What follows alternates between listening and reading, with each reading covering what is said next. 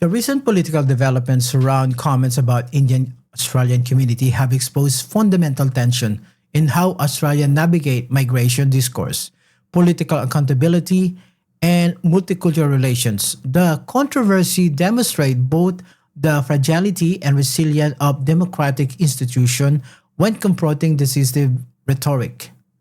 The political landscape shifted dramatically following comments made by Senator Jacinta Napinjimpi Price regarding Indian Australian communities. The response trajectory reveals institutional tension within Australia Westminster system. Liberal Party leader Susan Ley faced an 8-day period of mounting pressure before issuing a formal apology, during which multiple Liberal figures, including New South Wales leader Mark Spixman and party colleague Julian Lisa, had already distanced themselves from the remarks. Labor Cabinet Secretary Andrew Charlton, representing electorate of Parramatta with significant Indian Australian representation, provided a statistical context that directly challenged Price characterizations. According to Charlton's assessment, Indian Australian community demonstrate the highest rates of employment and the lowest levels of reliance on welfare, with community members frequently taking additional employment to avoid government assistance. This factual foundation becomes crucial when evaluating both the substance of the original comments and the broader implication for policy discourse. The contrast between perception and documented outcomes highlights the complexity of migration discussion in contemporary Australia. From one perspective, the eventually removal of Price from the Liberal Party frontbench represents necessary institutional accountability. The National Senate leader Bridget McKenzie articulated this position, emphasizing that if you can't express confidence in the leader publicly, then something got to give within Westminster conventions.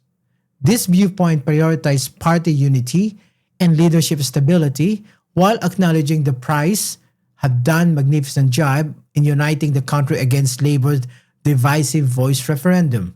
The tension between individual performance and institutional loyalty reflects broader challenges in modern political management.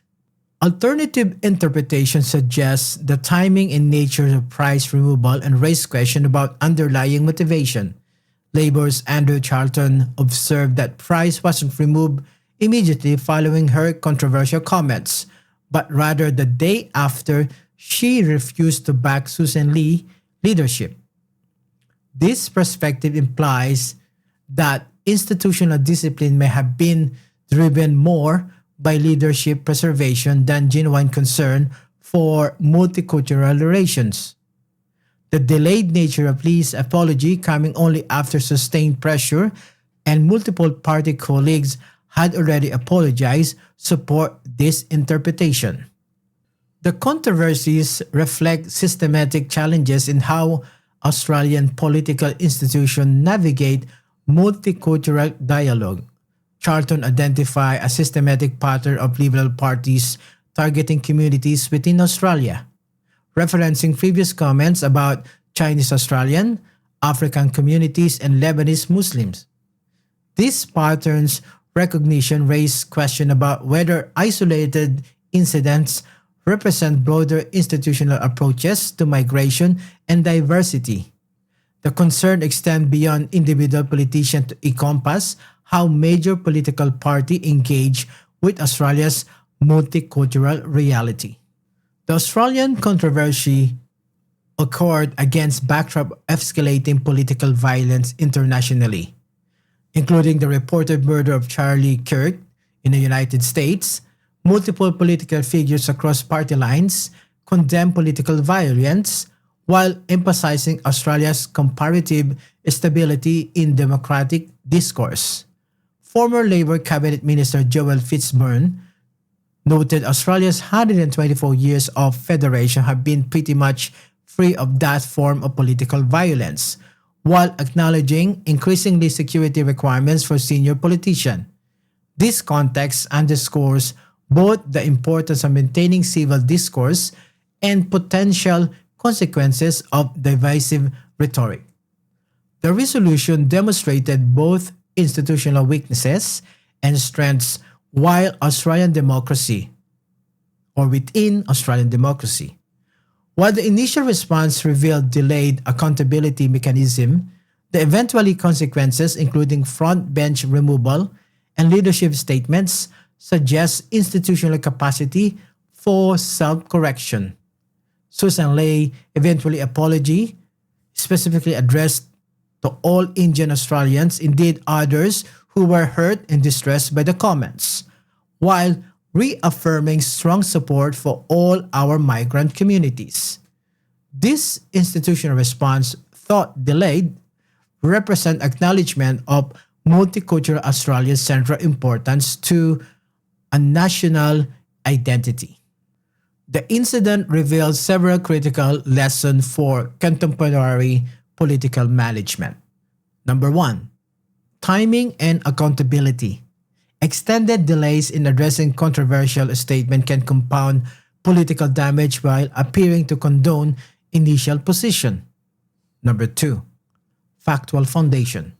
Migration discourse requires grounding in documented outcomes rather than perceptual assumption that may lack empirical support. Number three, institutional consistency. Political parties must balance individual members' autonomy with collective responsibility for maintain exclusive democratic dialogue.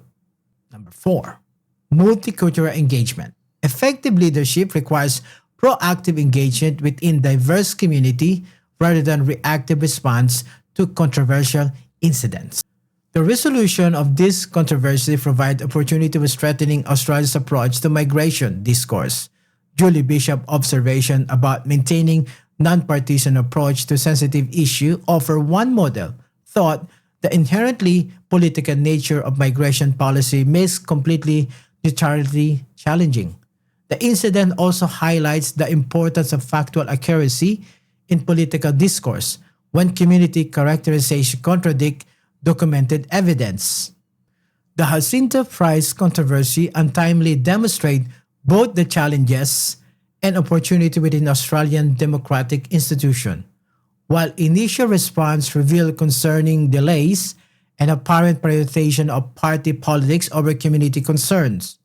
Eventually, accountability measures suggest institutional capacity for correction. Moving forward, the incident provides a framework for evaluating similar situations, the importance of factual accuracy, timely institutional responses, and genuine engagement with affected communities. Australia's multicultural democracy requires political leadership that combine principled stance with exclusive dialogue, a balance that this controversy tested but untimely validated through institutional correction mechanism. The broader lesson extends beyond individual incidents to encompass the ongoing responsibility of democratic institutions to maintain both robust debate and exclusive representation in an increasingly complex political landscape. This is Miko Santos, and welcome to Inside Pool.